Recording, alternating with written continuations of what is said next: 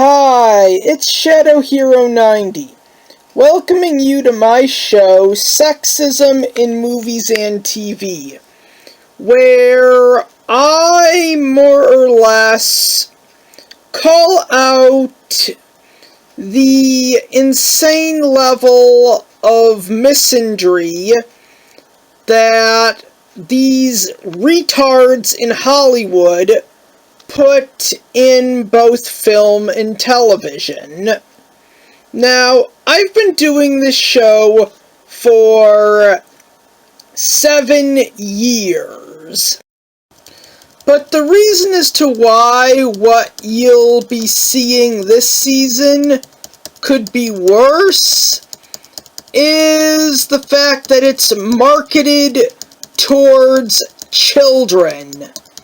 A demographic that doesn't exactly know how the world works and can easily be misled. Now, what I reviewed in the Season 6 finale was gynocentric, sexist, and misandric to a degree where there's no way I would be able to get through a third viewing of this piece of shit. I'm currently working on this book. In this book, I'm going to be proposing a theory.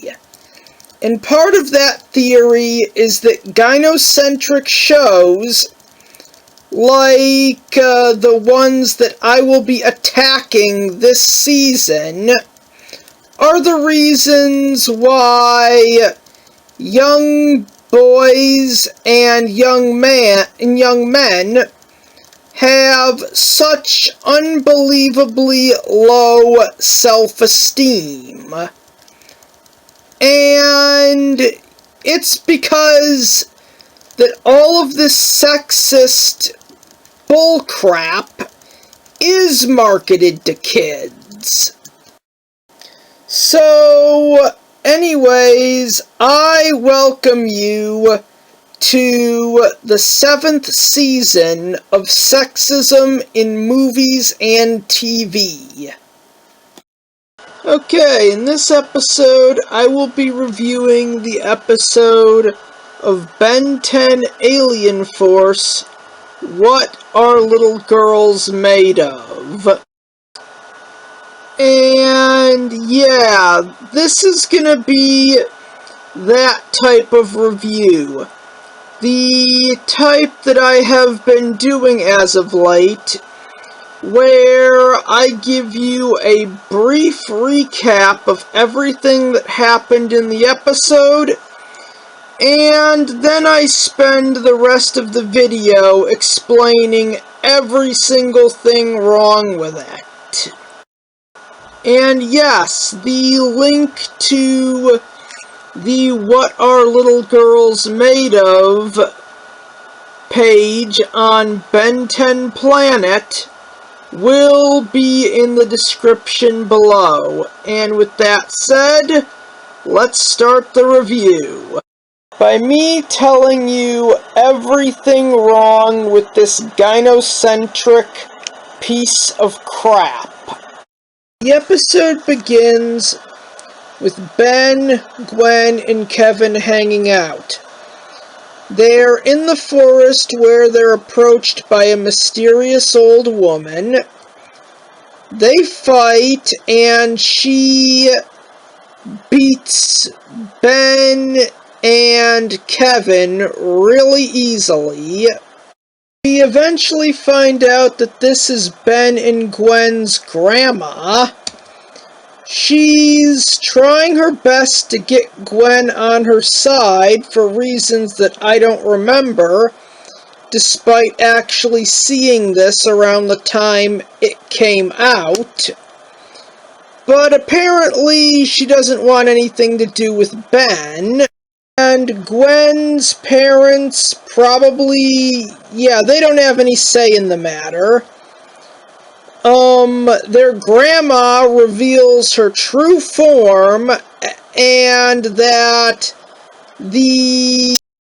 turns out the appearance of an old lady was just a disguise she used so that she could actually walk around on Earth without an organization like the Plumbers or the Forever Knights or any other groups that tend to lock aliens up don't incarcerate her. Because this woman is, well, the way she acts, she kind of is a menace to society. After Ben and Kevin get involved a second time, she beats them down a second time.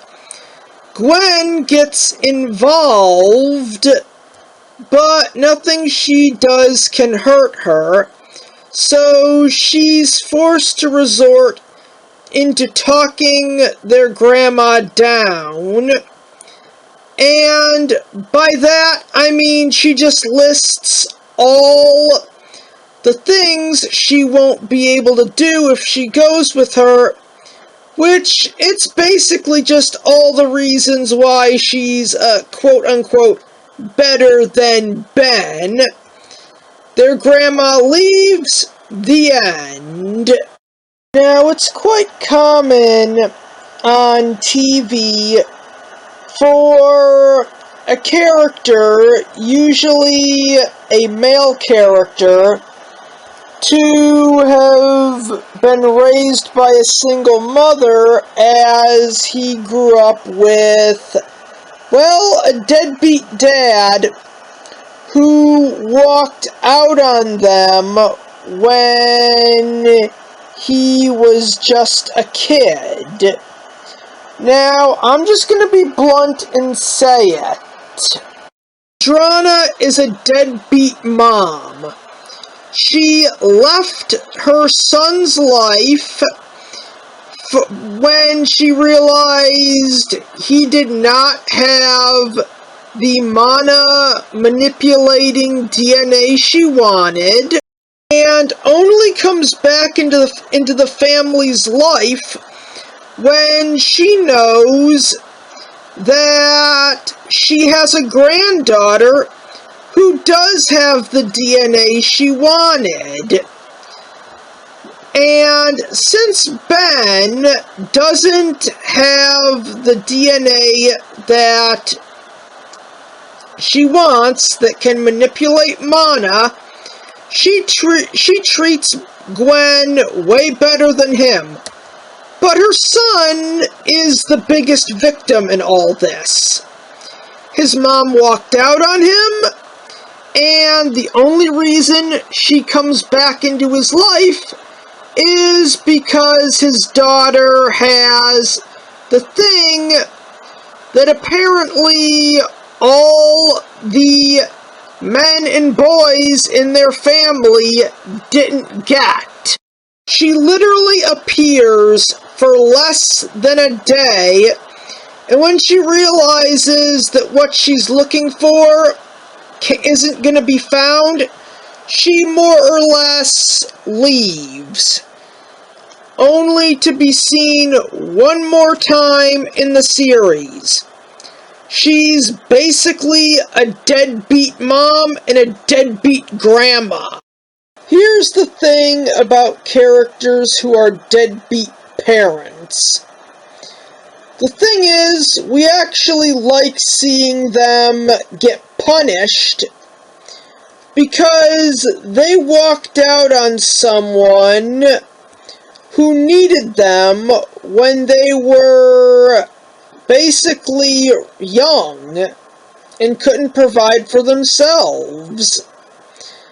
Jack walked out on Stan when Stan Smith was a kid. So, it's actually... So, we actually do see a form of catharsis when Stan brings his deadbeat dad to justice 20 plus years later, and he ends up in prison. Frankie Watterson walked out on his family 20 to 30 years ago. That image came from this episode, where Frankie actually tried to pull some scam and steal the Wattersons' home from them. And we actually get a good feeling when he fails and ends up, I don't know where he ends up living, because he was kicked out of the trailer he was staying at, and as a deadbeat dad, he deserves it. And the biggest weakness of this episode is that Verdana, this doesn't apply to her. She's basically a deadbeat mom, but she gets off the hook. You'd think that, she tried to, get Gwen on her side or fighting for her cause. I don't really remember the episode that well. And she more or less completely discarded Ben when she knew he didn't have didn't have the DNA she was looking for. But in reality, the two that would have suffered the most would be her two sons, as they basically had to spend portions of their life without their mother. Their father was already working in the plumbers, and in the episode where they found out about Gwen's powers and the Omnitrix, they did not exactly have a high opinion of their dad. So, I'm pretty sure they have an even worse opinion of their mom, who more or less just left one day, just steps into the life of one of her sons to meet the grandchild she thinks has the DNA she's looking for, actually pounds them into the ground when it's clear she's not going to get what she wants. But then, since she was able to be talked down, she just leaves, never to be seen or heard from again. And only one of her sons actually saw her when she came back to Earth. And yes, I can be certain, due to the Ben 10 wiki, that she instantly left. And this is more or less me correcting an error I said, because she actually didn't come back. She never redeemed herself. Yes, she appeared in Ultimate Alien, but that's more or less an alternate reality, where she was somewhat better. Characters like Jack Smith and Frankie Watterson work because they get consequences to their actions. They abandon their families, and in the end, they suffer for it. Verdania, or whatever her name is, she suffers no consequences. She is talked down by Gwen, and then she's just allowed to leave Earth. She doesn't get locked up in a government organization. The plumbers don't drag her back to Earth and punish her for being a deadbeat mom or a deadbeat grandma. Nope. She's just allowed to leave, and that'll get into the next thing that's wrong with this episode. Gwen failed to defeat Verdrana, and that makes sense, since she only has a quarter of the DNA that Verdrana's looking for. But that begs the question. There were two others that she fought, both times in the episode. First is the main character who can turn into one of 10 different aliens. And the second is Gwen's boyfriend, who can touch something and more or less adapt the properties of what he touched into his body. And since he was basically adapting the properties of solid rock into his body, he'd be a pretty tough customer to beat. Yet somehow she kicks all their asses. Both times. I'm just gonna say it. This woman is a living spirit bomb. And I can understand why they would do this. They don't really want to embrace the idea of the main characters fighting their grandma and beating her halfway to death, even though, as we just established, she's a deadbeat. And if that was the outcome, and then the plumbers locked her up, it would have been a better outcome and an even better ending. Now it's time for another game of Reverse the Genders. Imagine, hypothetically, if Jack Smith was written to be so competent that Stan fails to bring him into custody and he only appears once. And let's say, and hypothetically, if the Amazing World of Gumball had Frankie Watterson walk out on his family, pop in once, scam them all out of everything, never to return again, I wonder if that would have the same reaction. I mean, you know, just how Verdrana pops in once, realizes she's not gonna get what she wants, then leaves never to be seen again.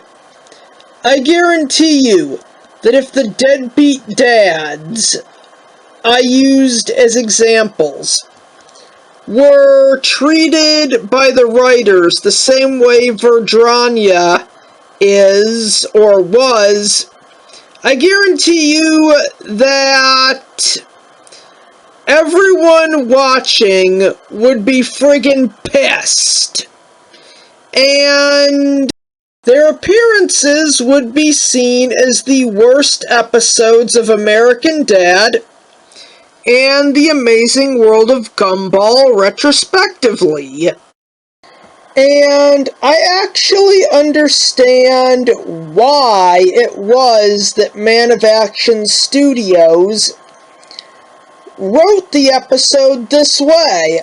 I understand they didn't want Ben 10 to beat the ever-living crap out of his grandma and it to be seen as a good thing, but now I'm going to address the elephant in the room. The sole reason for that is because, well, to be honest, these aren't the kind of people who respect their audience. They're the kind of people who think that if a little boy sees an episode with a deadbeat grandma and the hero beats her up, that he is going to physically assault his own grandmother because hypothetical Ben 10 beat up hypothetical Verdrana, And I'm just gonna say it, as blunt as possible. If that's the case, then the boy who assaults his grandmother because he saw that or something similar to that happen on TV, his grandma acts in a similar way, and then he attacks her. I'm just gonna say it. If that ever happened, that kid is insane, deranged, sociopathic, or evil. And that is truly how low of an opinion Man of Action Studios has of its audience. They think they're so dumb that if they see the main character of a show do something even remotely bad, they will instantly start doing that bad thing, because they're that dumb and that impressionable. They're not. And if they are either insane or evil. And that's not a reflection on the studio, that would be a reflection on the kid in general. But that's exactly what Man of Action Studios thinks both. Well, that's what they think their target audience, little boys, are like in real life. And I guarantee you that they're not. Okay, remember how I pointed out how Verdrana literally treats Gwen better than Ben because Gwen had the DNA she was looking for? Well, this kind of brings up a unique question. And that's why wasn't Ben born with any of the alien DNA she was looking for? He's her cousin, he's in a way a genetic match, almost half a genetic match, as he would have half the DNA from the Tennyson side of his family that she would have. Plus, he has the Omnitrix. And I know the Omnitrix doesn't unlock anything. It just bestows the user access to the aliens inside it.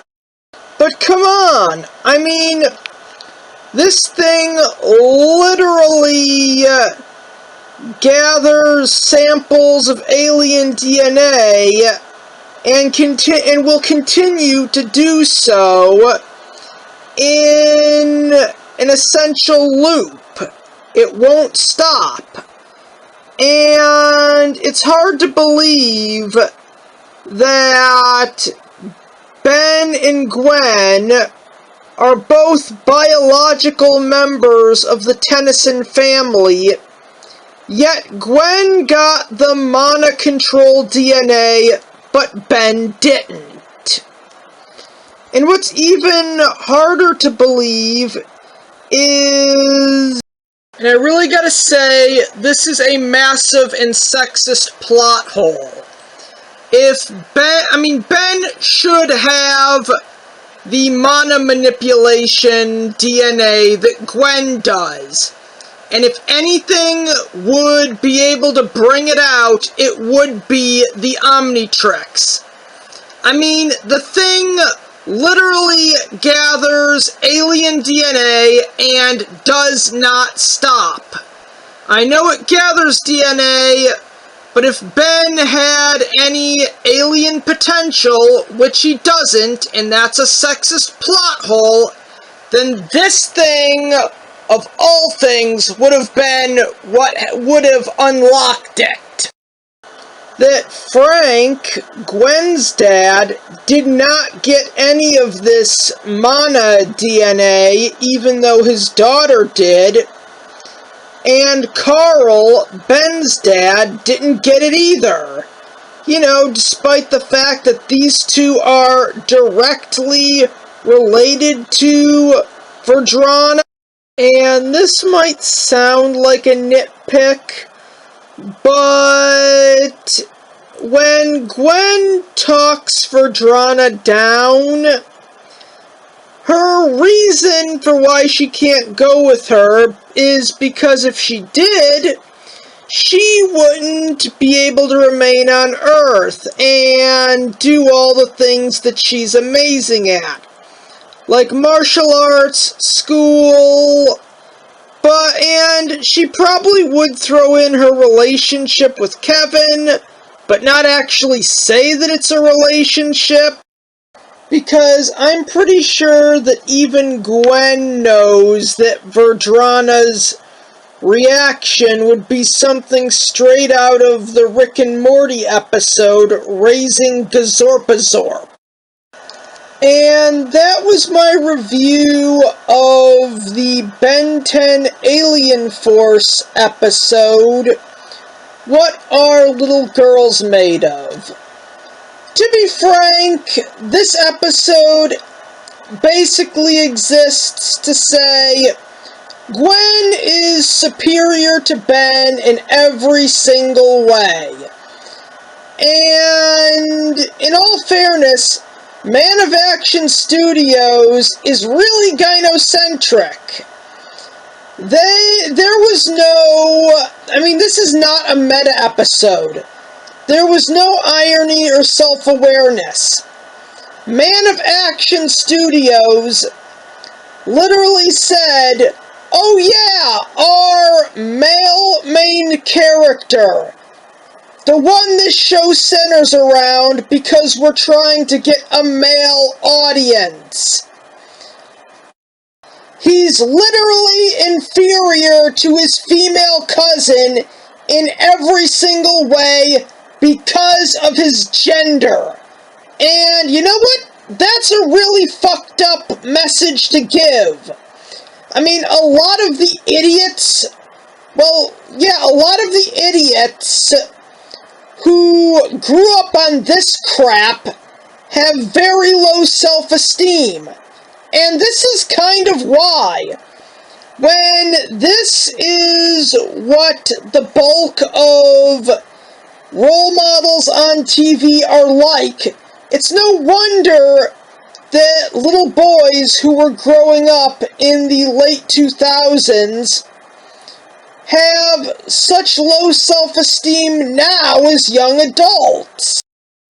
Ben 10, as a franchise, is pretty much, for the most part, a prime example of shonen done wrong. Right up there with Johnny Test. And episodes like this are the reason why. And with that said, I'm officially bringing this review to an end.